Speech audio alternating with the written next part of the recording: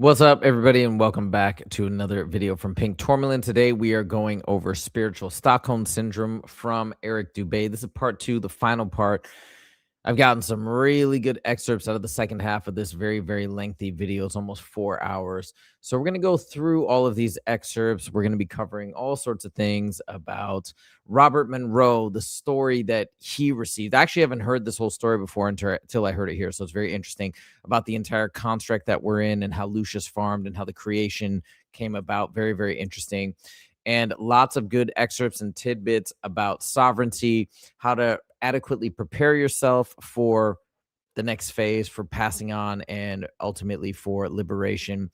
There's a section in here that I didn't include, but I'm going to talk about at the end, where he talks about not, there's this idea out there of effectively wanting to merge with source, which I think doesn't exactly make sense to me. And I think most people, Hadi McCoskey included, Eric Dubay included, think that this idea of merging is another trap, and in fact, not really merging with source, but maybe you're tricked into merging with the demiurge himself. So that is something to avoid, and instead insist on maintaining your individuality. So we'll just touch upon that as we close out the video. But anyways, without further ado, let's get into the mix now. First and foremost, who is Eric Dubay? Once again, I talked about this in the first video, but I'll remind you guys, he's an author, researcher, and online commentator known for exploring controversial subjects ranging from conspiracy research and flat earth arguments to spirituality, Gnosticism, reincarnation, and the nature of reality. In Spiritual Stockholm Syndrome, Dubay examines the ancient Gnostic idea that the material world may not be the creation of a benevolent God, but rather a flawed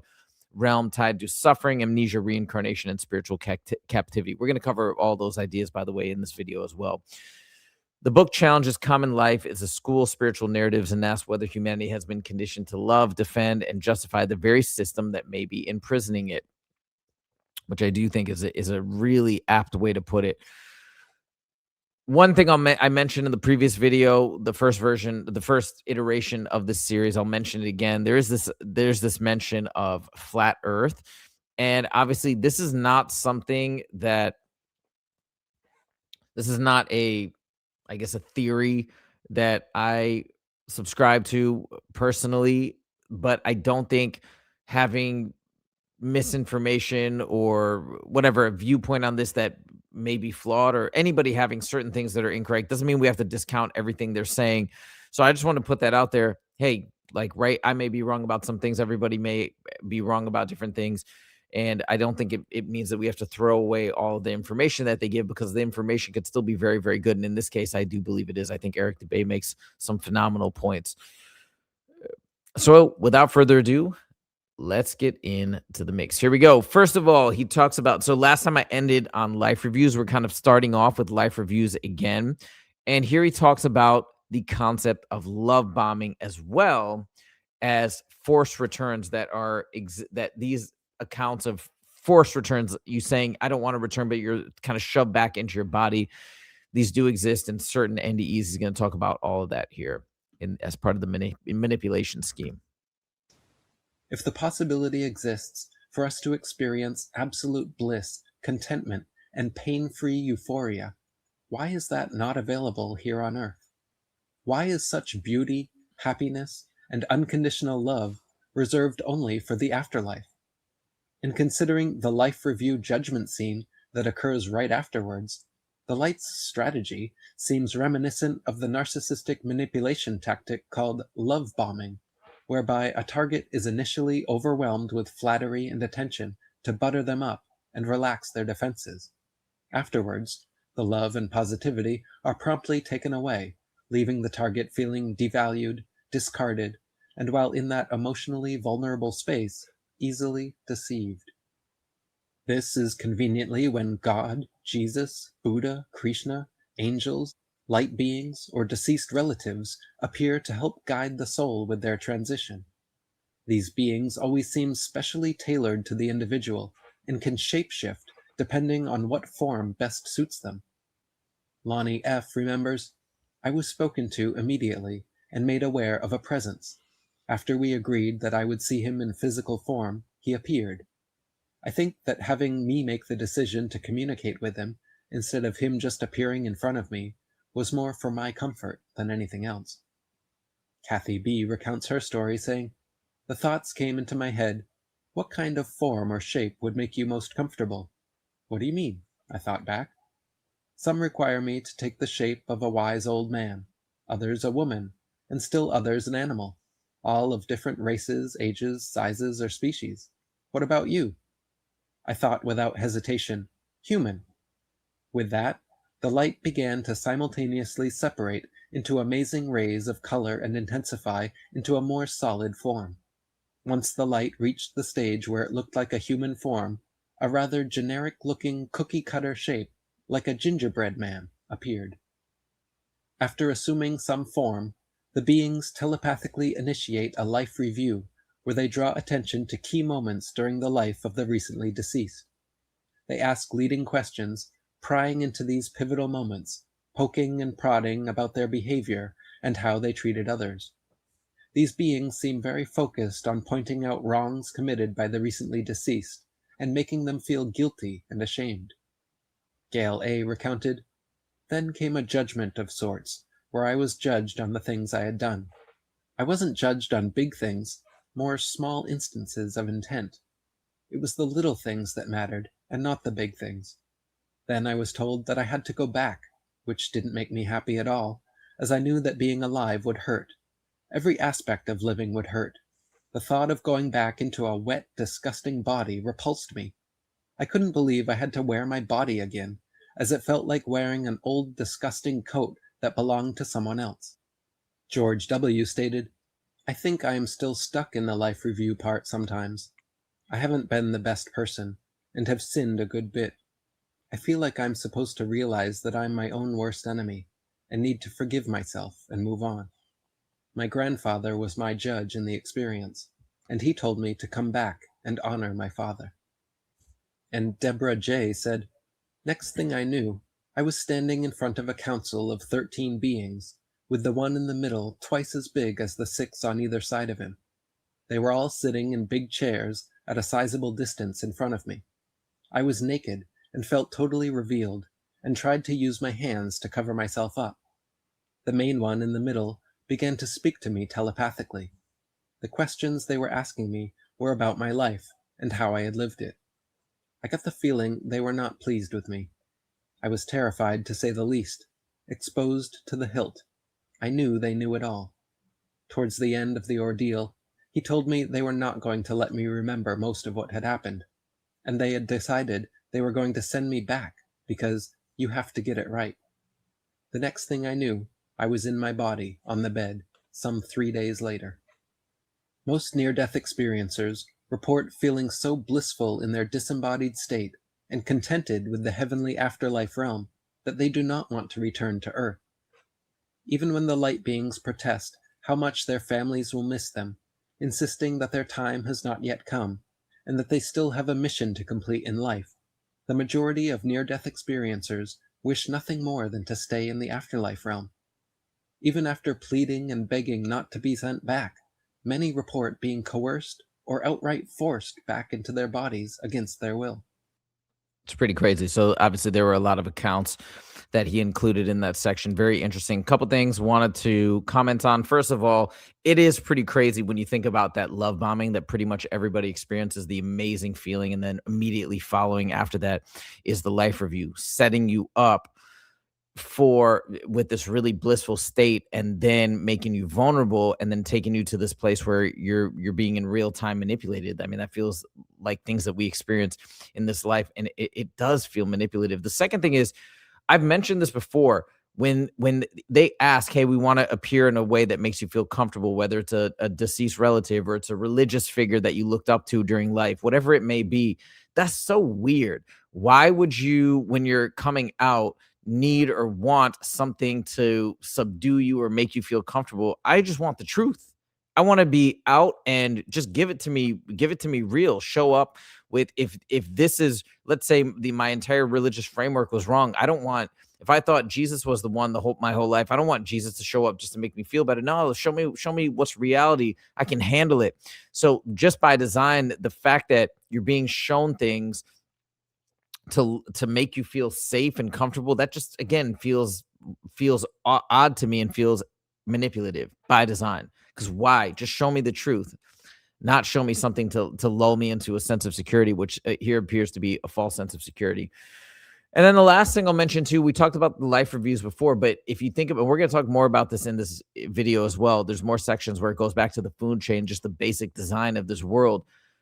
It is virtually impossible to come through this. No, it is impossible, not virtually impossible. It is impossible to come through this life without anything to feel that you need to be held accountable for.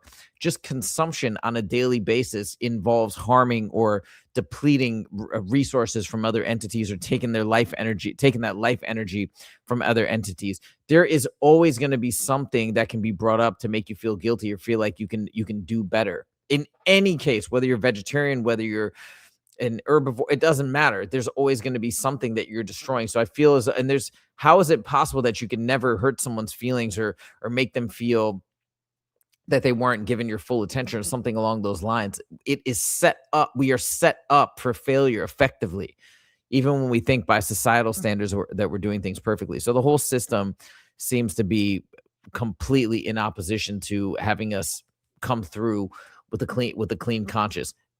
Although the key to a clean conscience here is not letting yourself, I think, be judged by these other entities or judged by these other systems, these councils of 13 people that they're describing in the NDEs, which I've heard other NDEs describe something similar, like a council of beings looking over at you. I think the overarching message here, which we're going to get to later on in the video as well, is trust in yourself. That's the key. You don't need to look to external validation. This whole world is set up. Part of it too. I've been seeking it in the education system and all these other ways my whole life as well. And I think this is something we need to break free of to prepare us for what's to come. Okay, moving on to the next section. Is the coercion necessary? The love bombing, the life reviews. Why are they doing all this? Is this necessary to get us to return? I think the answer is yes. And that is actually a positive for us. And you're going to hear why in a second. Why is there so much manipulation involved in this experience? If souls can simply be forced back without their consent, why is so much effort put into persuading them to return willingly? The afterlife realm seems so abundantly superior to Earth that few souls wish to return, which begs the question, why would anyone freely choose to come here in the first place? Is there so much deception, manipulation, and coercion in the afterlife realm because it's necessary to trick souls into coming here? Leslie V. said of the heavenly afterlife realm, "It felt very warm, safe, cozy, and comfortable. I did many recreational drugs in my youth, and this was the best high you can imagine. The high of all highs, the ecstasy of all ecstasy. The ultimate high, just so free, light, and weightless." Accounts like Leslie's spark serious questions about the nature of our reality. If there exists a realm of pure bliss and ecstasy just outside of these physical bodies, why have our souls chosen to don them? If heaven is so freely accessible, what exactly are we doing down here on Earth? And again, I think some folks would argue that, well, the pain and the difficulties you endure are for growth, like you don't progress, whatever progressing means. If you don't endure the stuff, then you don't progress, you stay stagnant. That's kind of what is the message and journey of souls, that you come here and you can learn at a really accelerated pace by virtue of the difficulties. That's the story that is pitched, which I used to buy into. Now, not so much. And we're going to get to the why in a moment when we get to the Robert Monroe section. But anyways, going back to this idea, is the coercion necessary? I believe it is. That seems to be the overarching message. That's why there's so much manipulation, deception, and lies on this planet. But again, the positive takeaway from this is that we have the power. Otherwise, why would they need to have all this smoke and mirrors? So that's pretty empowering when you think about it that way. Again, sleazy salesman, the coercion, the manipulation, the projection, the creating images of religious figures that we would trust. Why is all of this happening? Why do they need the sleazy salesman type of pitch? They need it to harvest our energy.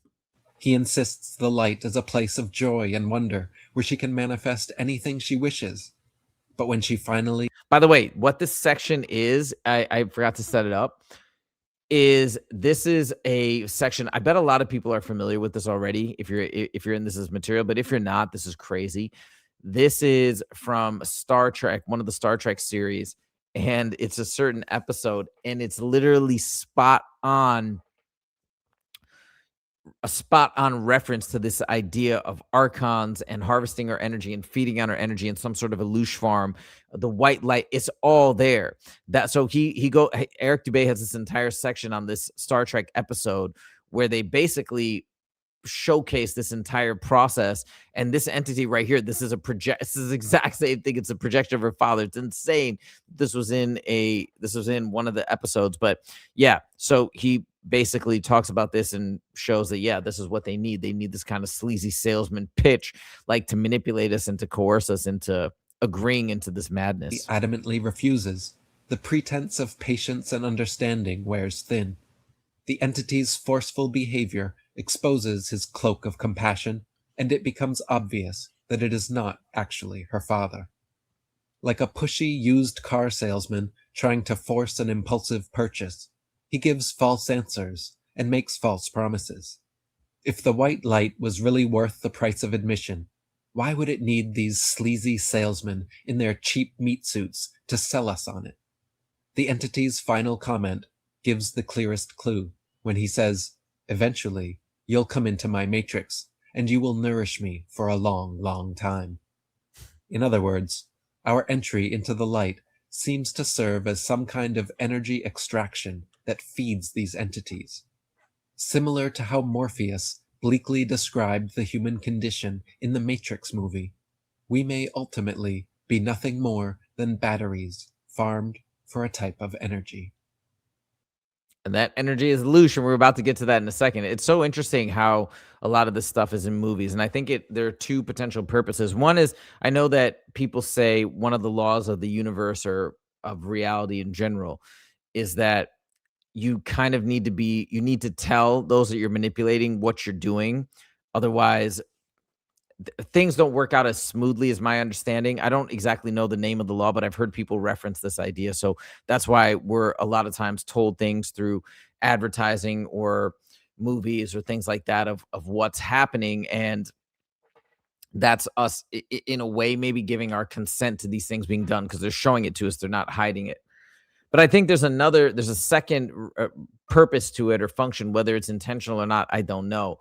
But then you have these ideas presented in movies, and then when we start to figure things out and we start talking about it, hey, we think it's kind of like this. We're like, hey, other people listen to it that are totally haven't even thought about this stuff. They're like, well, you're describing, that sounds like a movie. You're talking about the Matrix, right? What the heck? You're just regurgitating some random movie that you saw and you're now thinking is reality. I think it also serves that purpose to weaken these ideas for the rest of us that are coming to these conclusions. Yes, they were shown in a movie. Whether or not that comes after our original thoughts, people don't kind of put that together. It's just, hey, this was in a movie, or that's just in your mind because of that. And I think it can discredit these theories. At least that's what I think. Okay, we got a long clip here. All right, and I included a lengthy clip because Eric Dubay goes into the entire. Actually hadn't heard this in its entirety. I already ordered all 3 of Robert Monroe's books, so they're coming in a couple days, and then I'm going to spend the next couple weeks just reading them like crazy. But I had never heard this entire creation story from Robert Monroe before, so I want to share the entire piece because it gives an overview of the entire structure and layout and actual design and construction of the Matrix and how it was engineered for maximum Loosh extraction. So without further ado, buckle up. Here we go. Robert Monroe was an American radio broadcasting executive who was known for his work in the field of altered states of consciousness. He founded the Monroe Institute for the Exploration of Human Consciousness, patented hemisync binaural beats, and coined the term out-of-body experience. Monroe wrote several books about his astral travels out of body, the beings he met in the spirit world, and the information they imparted to him. Perhaps the most notable of all occurs in Chapter 12 of his book Far Journeys, where he describes an out-of-body experience with a being who shared a creation story claiming Earth was made as a garden to grow Loosh. This entity claimed that beings reminiscent of the Gnostic Archons allegedly require, like, need, value, collect, drink, eat, or use as a drug a substance called Loosh. Natural forms of this vital substance valued by these beings was said to originate from a series of vibrational actions in the carbon-oxygen cycle. So, the creator decided to grow his own in a garden experiment. Robert Monroe explains that, first, he created a proper environment for the carbon-oxygen cycle where it would flourish. He created a balance with much care, so that proper radiation and other nourishment would be in continuous supply. He then tried his first crop, which actually did produce Loosh, but only in small quantities and of comparatively low grade. It turns out the lifespan of the crops were too short and the crop units themselves too small, bringing about limits in quality and quantity. Also, the Loosh could only be harvested at the moment of death and not a second before. As the story goes, the creator planted a second crop, which was only marginally better. He changed the environment to another part of the garden, where the density was gaseous rather than liquid, and the higher density chemicals formed a solid base, and thus were still available. He planted numberless units in many varieties in a new form, with great increase in size, some many thousands of times larger and more complex than the simple unicellular first crop. This second crop reseeded itself at regular intervals and terminated their lifespans automatically. The creator also immobilized this second crop to avoid the uneven distribution of chemicals and radiation prevalent in the first crop. Each was designed to stay principally in its own section of the garden. To this end, each was given firm tendrils which burrowed deep in the more dense chemical matter. Attached to this was a stem or trunk, which helped elevate the upper portion upward for its share of needed radiation. The upper portion, broad, thin, and somewhat fragile, was designed as a transducer of carbon-oxygen compounds to and from the crop unit. As an added thought, brilliant color radiators accompanied by small particle generators were mounted on each unit, usually near the top and symmetrically centered. In other words, the first crop was the creation of unicellular organisms, and the second crop was the creation of trees, flowers, and plants. According to Monroe, the creator was still unsatisfied with the results of the second crop, which produced more quantity but of no greater quality.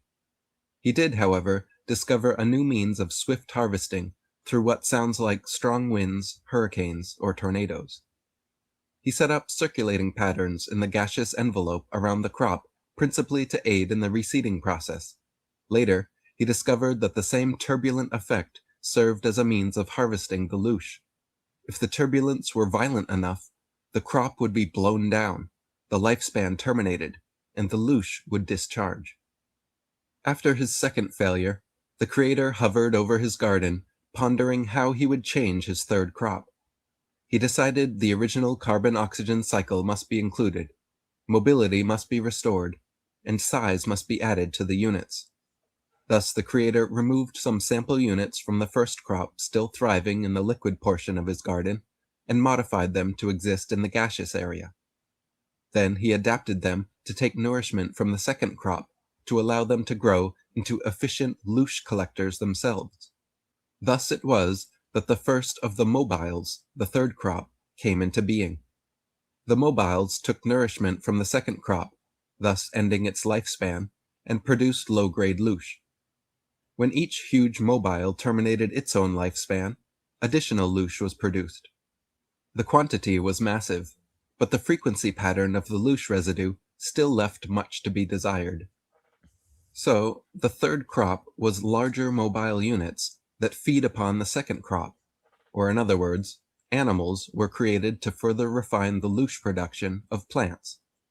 The creator was getting closer and closer to a viable Loosh garden, but his new problem was that the monstrous and slow-moving mobiles had a lifespan far out of proportion to their nourishment input. The growth and life termination process was of such length that soon the mobiles would all but decimate the second crop. The entire garden would be out of balance. and there would be no Loosh production whatsoever.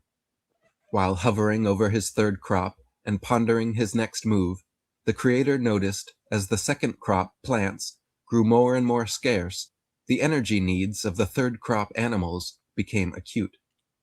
Often, two mobiles would seek to ingest the same second crop unit, causing conflict and physical struggle, which, to the creator's happy surprise, created huge amounts of Loosh.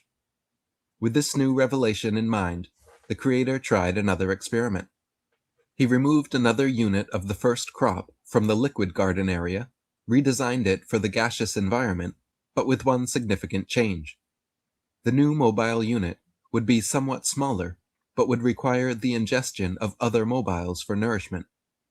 This would solve the problem of overpopulation of mobiles, and at the same time would create good quantities of usable Loosh during each conflict struggle, plus a bonus if the new class of mobile terminated the lifespan of the other.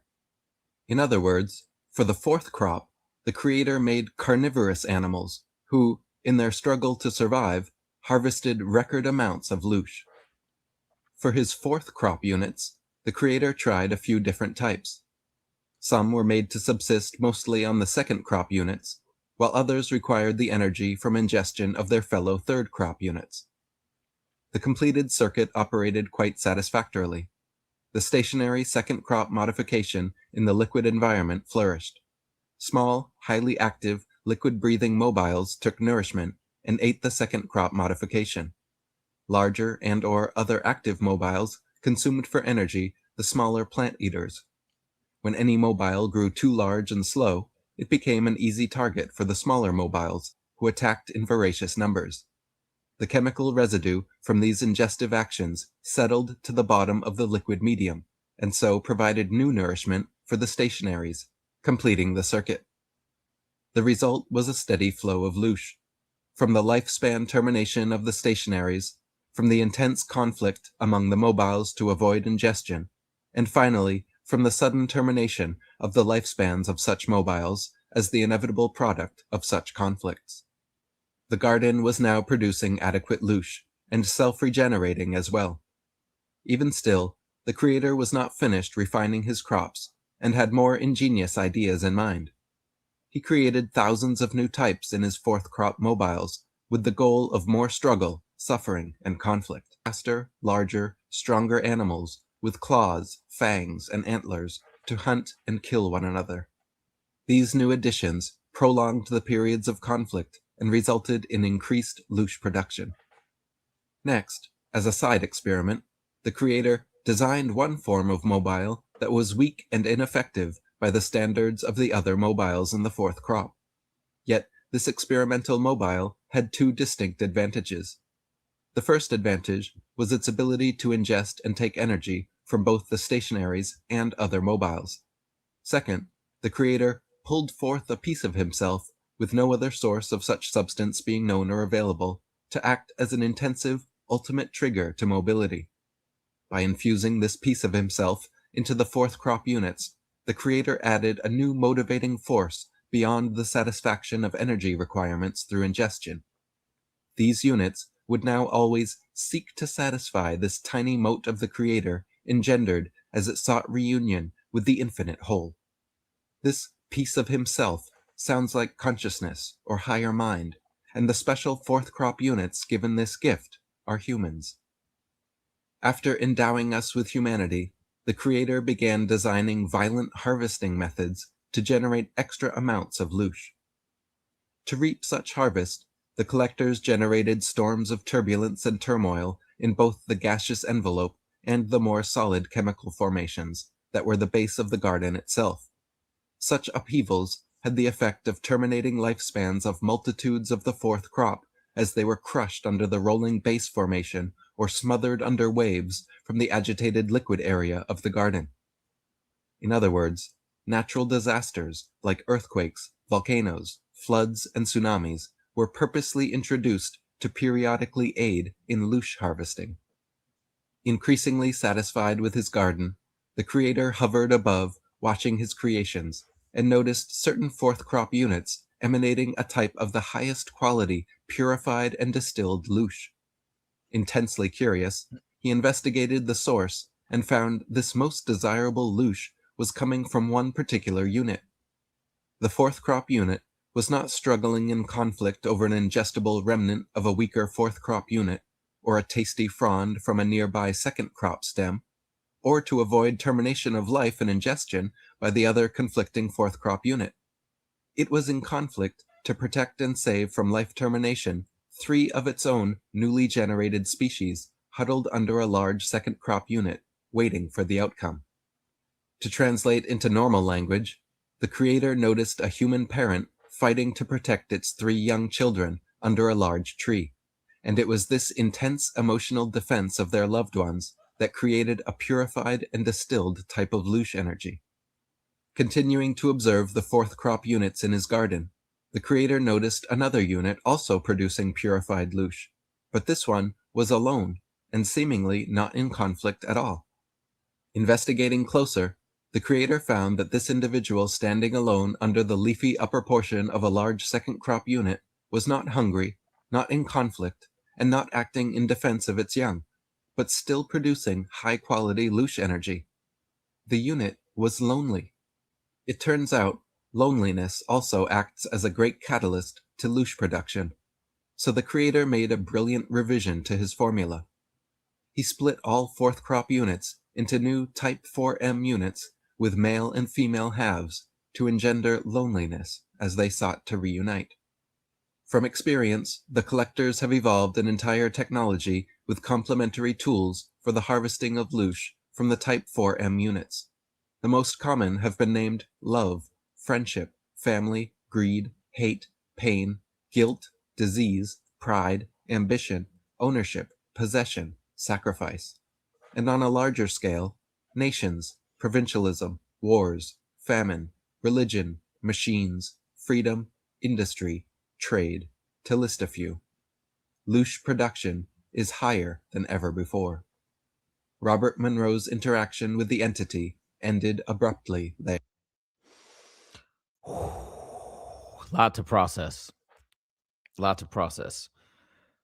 I think one of the first things I'll say when you hear that entire story, like we've heard other creation myths, obviously we have the materialist viewpoint as well about how things come about, which I don't really get too much into just because to me that's in the far off distance, just a pure materialist viewpoint, especially when you think about the numerous accounts of NDEs, the possibility to remote view, the possibility of astral projection, all the out of body experiences. I just feel like that dismantles any, at least in my mind, any sort of idea that consciousness is just a manifestation of the physical body and doesn't exist beyond it. So I'm not even going to talk about it. But if we then go into this idea of these other explanations of potentially why things are the way they are, being this divine creation, everything's in balance and in flow. It doesn't really look like that when you just take an objective look at the world and how messed up it is. And again, I'm not even talking about all of the negative overlays put on by people, power hungry people, or these different organizations or government structures that are just seeming to constantly place us into war and turmoil. Even if you remove that stuff, just the basic way that this planet is set up, these ideas that it's the beautiful creation of a benevolent creator, it doesn't seem to add up. But this explanation, whether or not it's the true explanation of how everything comes about, it has come about, and I'm going to get to that in a second. You can kind of see how, I don't know, it just resonates with me to some level that it's a constant tweaking and tinkering to maximize, I guess, this loosh output. I don't know if it 100% means that it's all about suffering per se. And it probably has to be some sort of a blend. I imagine if that's out of balance, if it's too much suffering, then people just opt to completely not reproduce or not want to keep coming back, right? If it was just absolute torment and misery without any upside, I think then the system would implode upon itself. But with the right balance, we seem to be falling in love with this place, right? The spiritual Stockholm syndrome takes over, and we want to keep coming back. We want to keep procreating, and we want to keep the cycle going. And then there's just enough pain, misery, and also these other things that he mentioned too that are not necessarily negative, even positive, but are also Loosh generators, then they keep kind of, everything keeps flowing and the system kind of sustains, the system sustains itself. I don't know, it seems to make sense. Now, the one thing that we have to consider though is, where did Robert Monroe get his information? Yes, it was via astral projection, which I think is a positive thing in terms of this idea of Gnosis, direct knowledge. But there's an entity that he spoke with. And again, we've talked so many times about all these other folks that are having OBEs, astral projections, and they're communicating with entities or channeling. And we've said over and over on this channel, how can you trust these entities with so much deception and misdirection that's out there? You have to be very, very careful. So how much of Robert Monroe's account was legit and how much was it massaged potentially? I don't know the answer to that, but I can say that this account is very, very interesting. I want to dive deeper. All right. Well, lot to digest there. Take it for what it's worth, but that's his account of how everything was designed and constructed and engineered. Okay, we come back to the same idea again, which we talked about in the first video and I've talked about many times, just the perverse idea of the food chain. And in that entire story, it describes effectively how the food chain, how carnivores, how all the stuff came about, because it was sort of discovered by experiment that these were great Loosh generators. And we come back to that same idea. Why is things set up the way that they are, with us consuming and killing constantly for our own survival? Because when this is baked in to the survival equation, it's just a beautiful way to ensure that just on a daily basis, Loosh is being generated in abundance. While some energy is harvested while beings are still alive, the majority is taken at their death. This energy is claimed to be used by the Demiurge and Archons to extend their own lifespans. I would argue that this phrase, placed into computer terms, means that the energy goes into the computer simulation power grid to keep it running, hence extend the life of the simulation.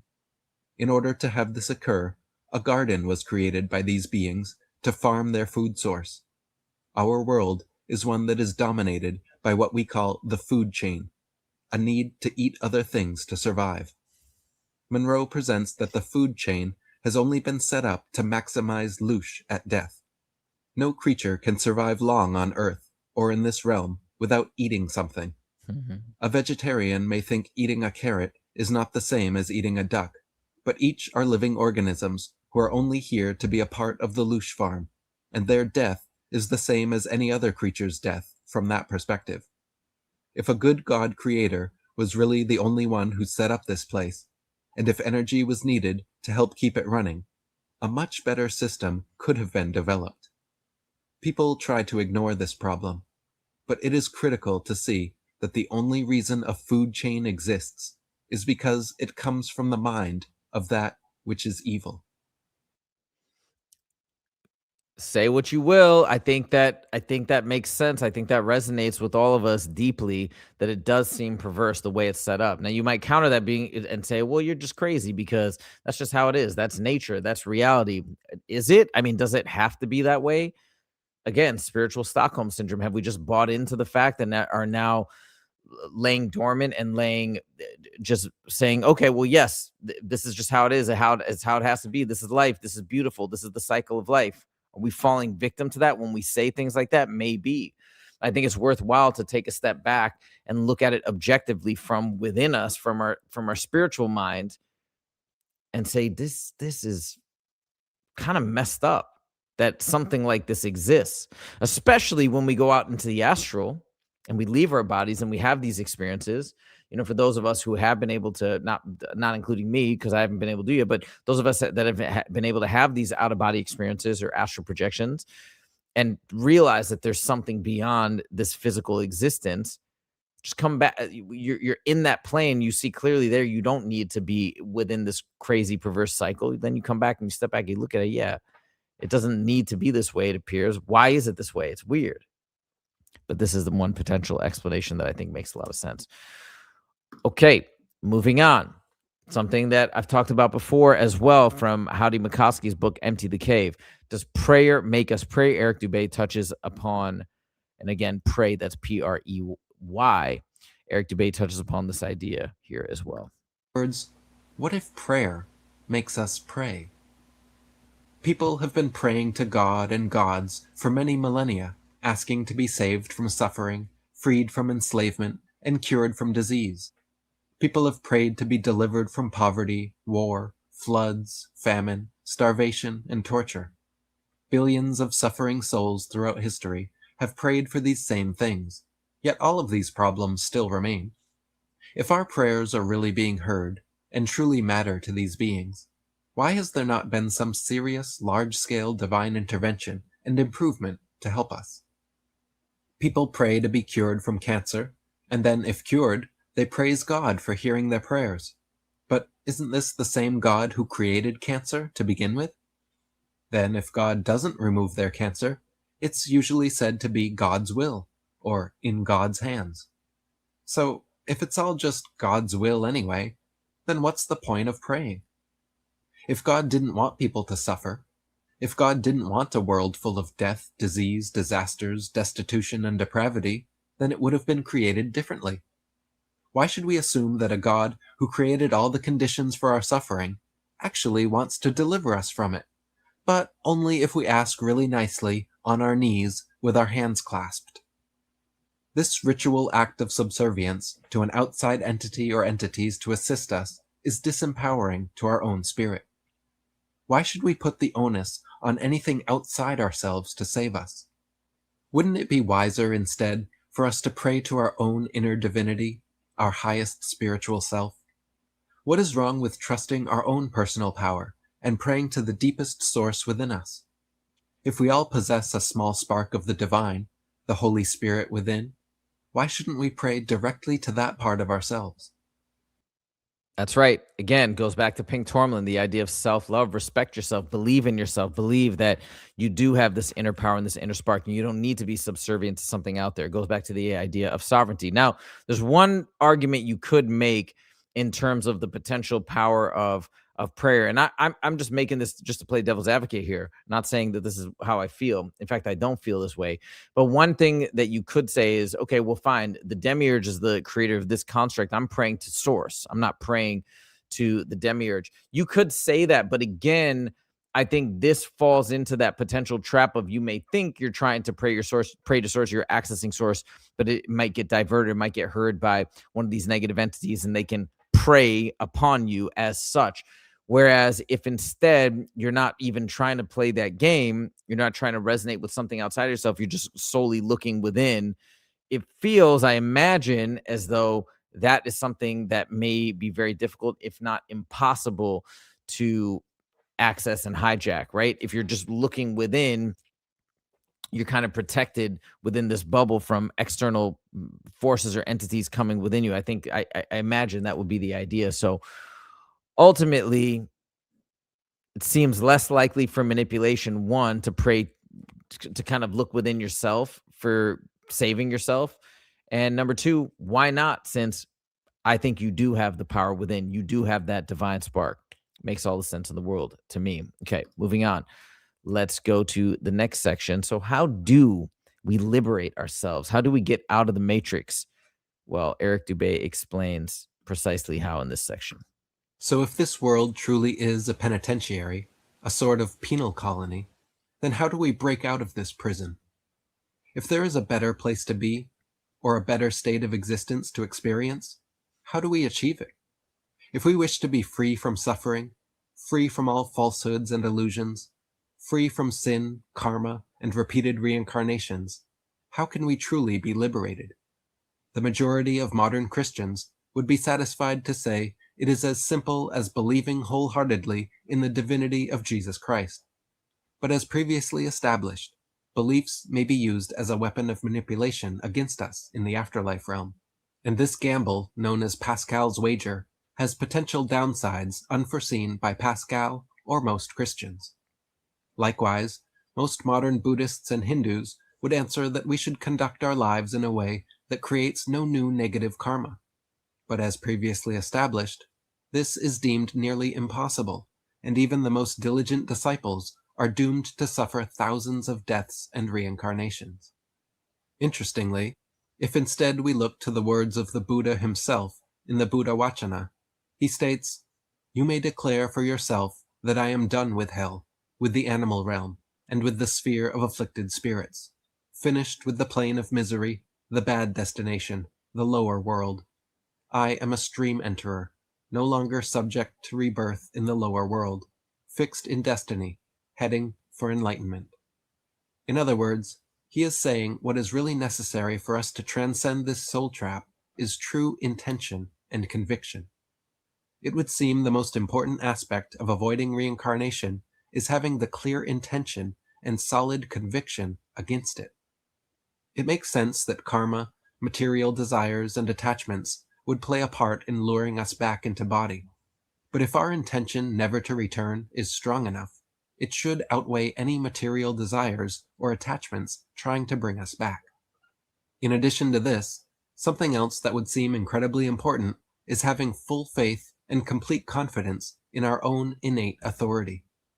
Almost every near-death experience involves some kind of angel, demon, god, alien, spirit guide, deceased relative, or other light being appearing and introducing itself as an afterlife authority figure.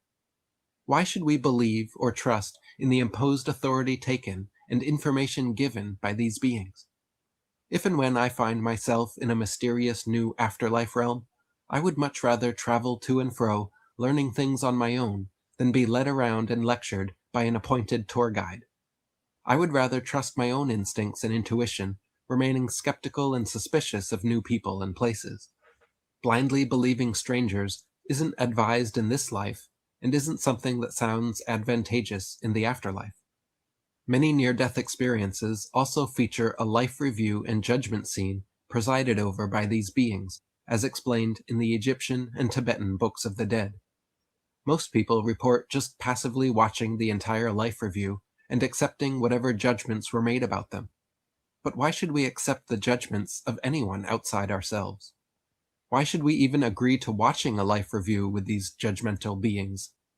Why not instead opt for polite non-compliance? If a being wants to be your afterlife tour guide, just respectfully decline the offer. If the being starts giving you unsolicited information about the afterlife realm, just nod, smile, and remain skeptical. If they want to watch your life review with you, again, politely decline and see what happens. If these beings are as benevolent as they attempt to appear, your respectful refusal of their requests shouldn't be a problem. The whole trick seems predicated on the fact that these entities need our consent to send us back into body. They can shapeshift and appear as our most influential authority figures, lie about anything they need to persuade and manipulate us, watch playbacks of our entire lives, choosing key moments to guilt and shame us for, then encourage us to reincarnate to right the wrongs we supposedly committed in this life. But if they could simply force us to reincarnate, why would they bother with all the pretense? It seems the ultimate choice is ours alone. There it is. And that's the empowering part. As I mentioned before, the choice is ours. Now, the main takeaway here is I think we need to have our wits about us. We need to be aware that this is our choice, and how we cultivate that awareness is going to come in a moment as well. But yes, and that's it. And then once you get to that point, trust within, look within, don't look externally. I think I've talked to other people on this channel maybe saying, well, if you distrust everybody, you can't trust anybody. You're just going to be backed into a corner. Wrong. You got yourself. And I think that's the overarching message from Eric Dubay, from Howdy McCoskey. You have your Tony Sayers will probably say the same thing. Look within, trust within yourself. You got somebody, and you got somebody great. And that sounds like that's what you need. That's all you need. That's how you liberate yourself. This next section talks about the idea of soul contracts. I'm going to put that in quotations. Are they real contracts? Are they truly enforceable? I mean, I guess they must be, at least within this realm. Otherwise, why would we be at least stuck here for the duration? But this goes into the idea of how these are created, and potentially how you get out of it after this roundabout it concludes. When it comes to these soul contracts, I find it hard to believe that we are given full disclosure and understand the full scope. I would actually argue that everyone lacks the capacity to understand what they are originally signing up for, because that first contract would have to be agreed upon before ever incarnating here. How can anyone have the capacity to fully understand what it means to agree to repeated reincarnations into a realm they have never experienced? Furthermore, the terms of these contracts are most certainly one-sided, unfair, oppressive, and shocking to the conscience. Contractually obligating a spirit that has never experienced life on Earth to suffer and die repeated reincarnations until they complete a perfect lifetime free from any sins or negative karma is both unreasonable and unconscionable. Howdy Makowski wrote, "Some unique near-death experiences have discussed seeing symbolic rooms that held billions of soul contracts. Of course, like any valid contract, they must have been signed in good faith and without manipulation or deception. And that is what must be seen about these so-called soul contracts. No matter how these beings try to enforce these agreements, they are not valid due to the many layers of deception, lies, and pressure put into them. As such, they are all null and void. It is all just a Westworld-type backstory that is placed in the soul's unconscious to explain the pain and suffering one will experience in life. The contracts are as fictional as everything else in the Matrix. They will only exist because we have been tricked to believe them." Wayne Bush wrote, "According to a guest I interviewed who met the Demiurge, we all signed a contract. Some other near-death experiencers mention it too. I'm sure that is one of their biggest ploys. One thing I wondered about, though, is those who say they adamantly refused to come back to Earth, but were sent back against their will anyway. Now, we can't know for sure what really happened other than what they say, but if the Archons need our consent or agreement, then how do we explain those?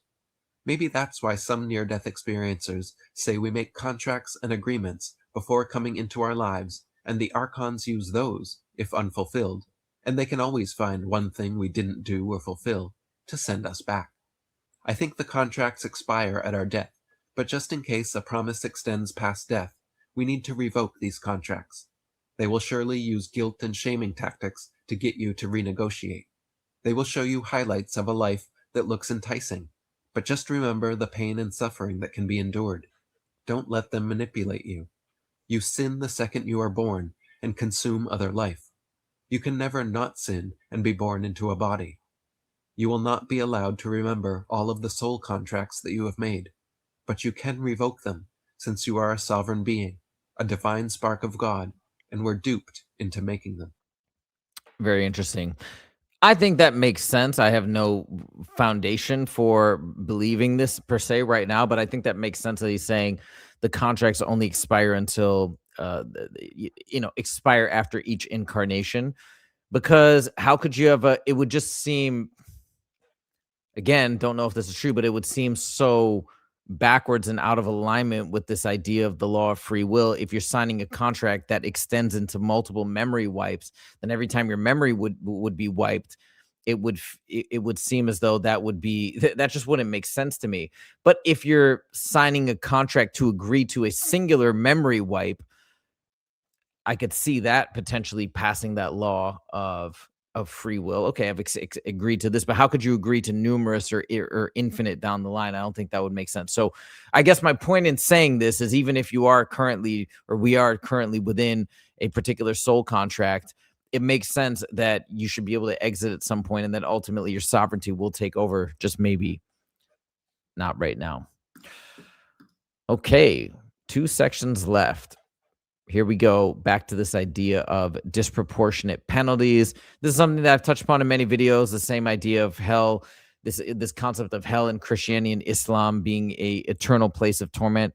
Doesn't make sense for definitely not for a singular life, no matter what happens. Like, that just seems crazy from a mathematical standpoint. I've talked about this before. If you just look at limits, and anything in contrast to infinity is zero. So you're giving if infinite punishment for effectively zero, for a zero's worth of whatever you want to call bad actions or negative deeds. It doesn't make sense. So that idea is discussed here in these potential ideas of, no, but this is a penalty that you get for this life. These things don't add up. ultimately made accountable and judged for the actions taken during our lifetimes is nearly ubiquitous. On the surface, it seems fair and just that people's bad deeds be penalized and good deeds rewarded with such a system. But what if the punishments really don't fit the crimes? Spending eternity in a lake of hellfire, having your astral body dismembered and eaten by Archons, or being condemned to suffer and die thousands of reincarnations on Earth, all seem like rather harsh penalties.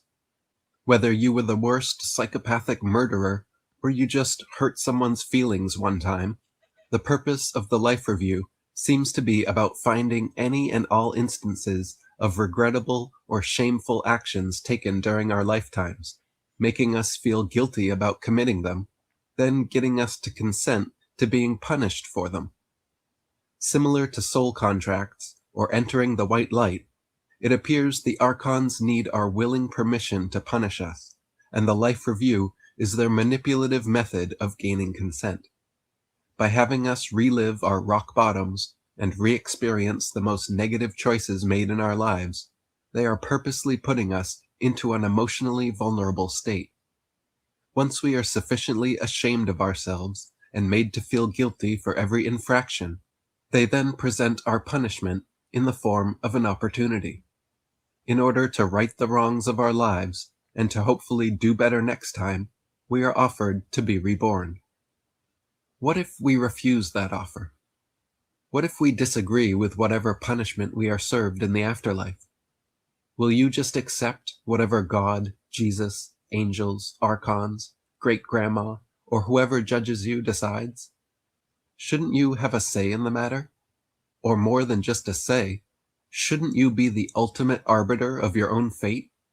Why should we willingly grant such authority over us to any outside entity? Why even consent to watching a life review with these judgmental beings? If we are sovereign spirits with our own conscience and moral compass, surely we can recognize and repent for our wrong actions without someone else forcing us. If we are brutally honest with ourselves and perform our own in-depth life reviews before we die, there should be no need to subject ourselves to a judge and jury like some.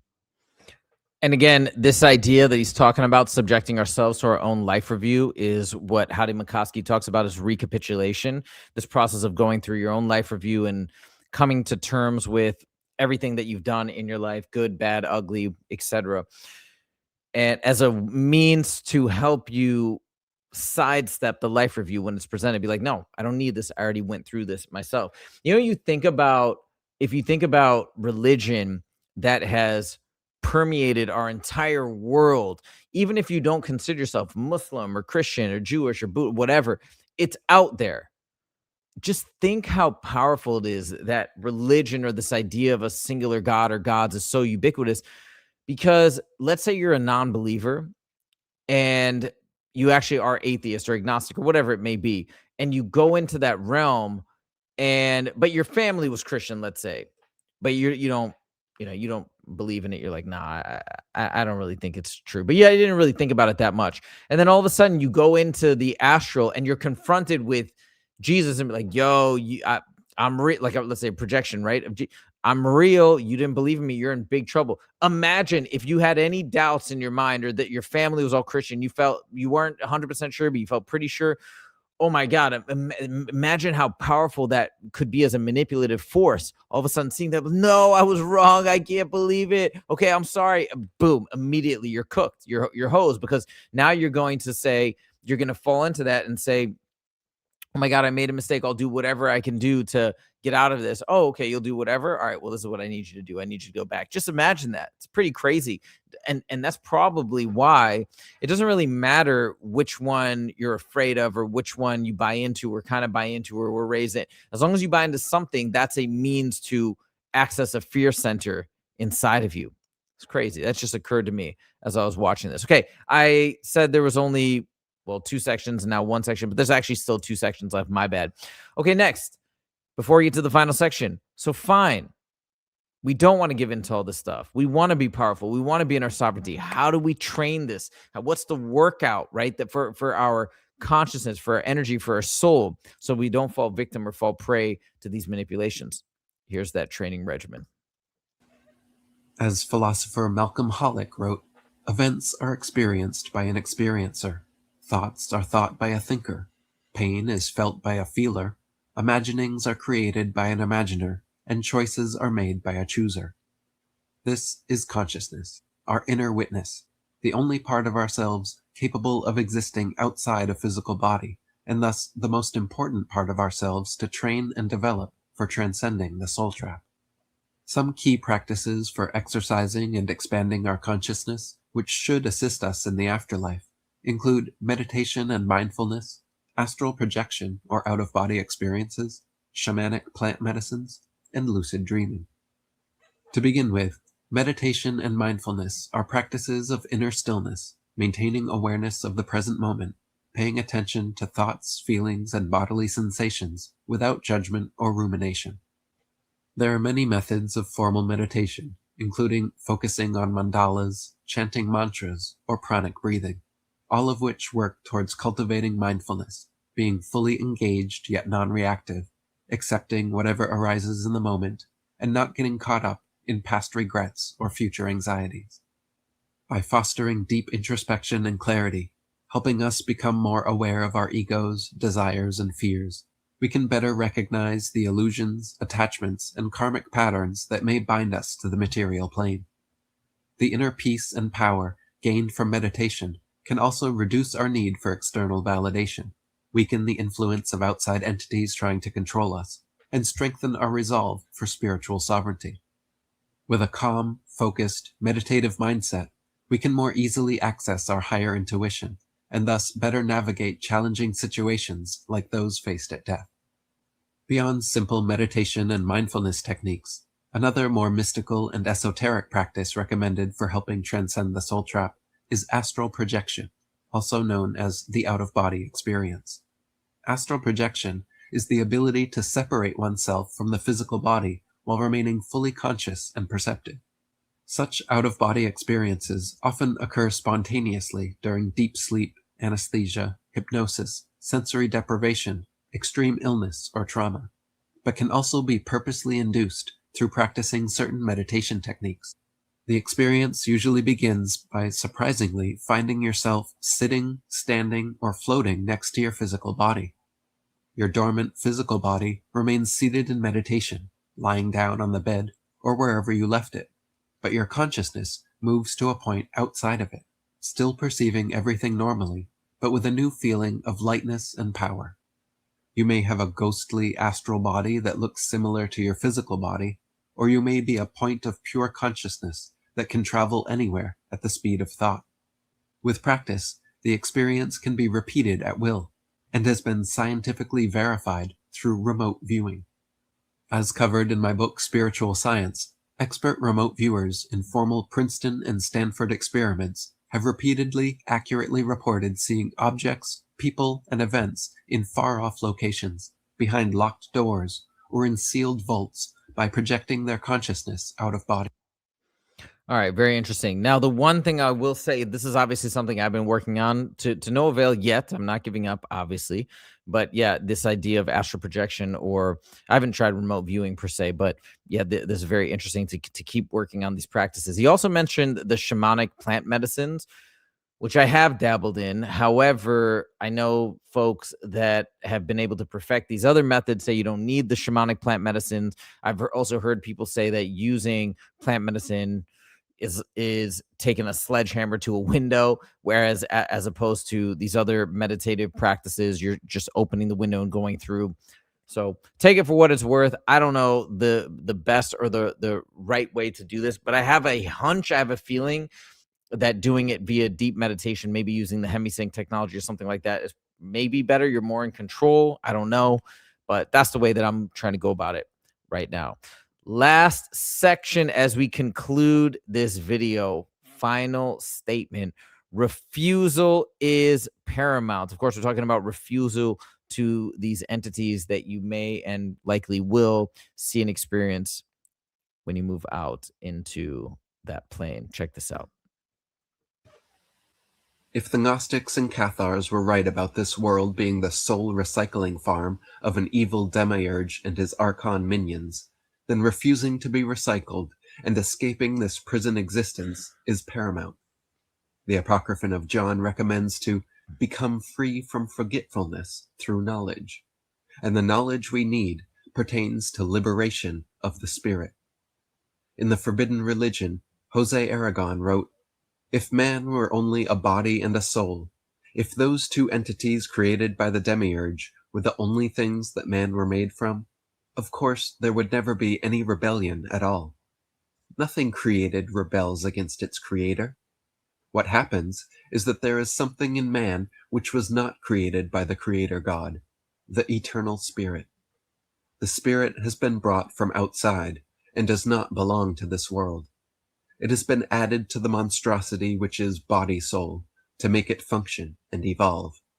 But it was put there against its will and finds itself imprisoned in matter. It is the spirit which rebels. It is not rebelling against its creator, but against the one who imprisoned it. If the God of this world has hijacked our spirits and imprisoned them into reincarnating body-souls, then separating our original spiritual essence from this body-soul matrix is essential. If it's true that our spirits come from the one true, unknowable God and a heavenly home in the pleroma, then we should set our intent and hold a solid conviction to return there. In fact, the Gnostic Gospels insist that we will need to remind the Archons that we know about our true home in the pleroma, and that they have no power or right to keep us from it. The Gnostic scholar Elaine Pagels recommends performing an initiation ceremony where we admit that previously we had adored and served the demiurge, who we mistakenly confused with the one true God. But now we no longer recognize his authority and declare independence from him and his creation. By means of such an initiation, she suggests we can intentionally separate our true spiritual selves from the God of this world and his body-soul construct. An example declaration might be, "I intend to separate myself from the creator of this material world. I want to separate myself from both body and soul. I wish to reunite with my true spiritual essence, to be my spirit, and for my spirit to be liberated. The only power you have over me is the power I give away, and recognizing this, I resolve to be my own authority and stand in my own power as the sovereign being I have always been."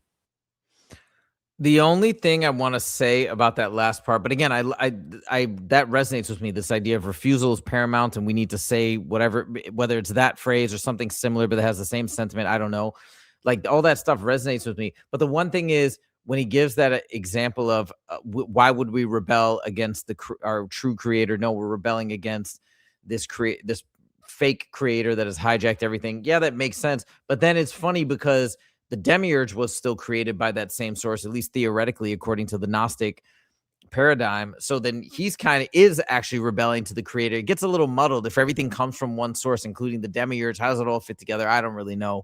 Okay, so maybe we just, I just want to throw that out there as food for thought. I'm not sure that logic totally 100% lines up. Maybe it does, and I missed something. Either way, I think the final point, the final takeaway is, yeah, let's stand up to whatever negative entities or forces are out there after we move on from this life that are trying to manipulate us or get us to do things. Look within, trust yourself. That message comes up over and over in this video, and I think in other people that I've examined as well. Trust in yourself. That's all you need. That's all I got for you guys in this video. It's a long one, but it's a good one. Eric Dubay, what a legend. Yeah, hope to learn more from this guy. He's got a pretty massive YouTube channel, but super, super cool on this whole idea of spiritual Stockholm syndrome. Let me know your thoughts in the comments, and let me know what you think I should explore next or dig deeper within. That's all I got. We'll see you in the next video. Take it easy.